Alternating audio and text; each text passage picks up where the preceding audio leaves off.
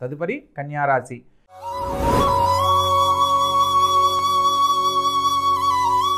ఈ యొక్క కన్యారాశి జాతకులను కనుక మనం పరిశీలించినట్లయితే లగ్నంలో చంద్రుడు మరియు కేతుగ్రహ సంచారం జరుగుతున్న కారణంగా మాట్లాడే ప్రతి పనిలో కూడా ఎంతో చాకచక్యంగా మీ యొక్క సమయస్ఫూర్తితో ఆ యొక్క పనిని సకాలంలో పూర్తి చేయగలరు. ముఖ్యంగా తోడబుట్టిన వారి సలహాతో చేసే ప్రతి పని విజయవంతమవుతుంది.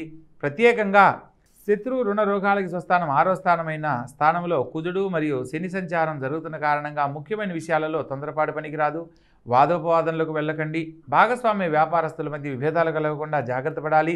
ప్రత్యేకంగా జీవిత భాగస్వామితో వాదోపవాదనలు చేయకండి. ప్రత్యేకించి ఆరోగ్య విషయంలో తగు జాగ్రత్తలు పాటించాలి. తండ్రి గారి ఆరోగ్యం పట్ల శ్రద్ధ వహించండి. అదేవిధంగా లగ్నాధిపతి అయిన బుధుడు సప్తమంలో సంచరిస్తున్న కారణంగా ప్రత్యేకంగా బుధగ్రహానికి సంబంధించి బుధవారం నాడు గణపతిని గనక ఆరాధించినట్లయితే ఈ రాశుల వారికి ప్రత్యేకంగా శుభం చేకూరుతుంది. అనుకున్న పనుల్లో విజయాన్ని పొందుతారు. సకాలంలో కళ్యాణానికి సంబంధించిన శుభవార్తలు వినడమే కాకుండా అన్యోన్య దాంపత్యంలో జీవించడానికి అవకాశం ఉంటుంది.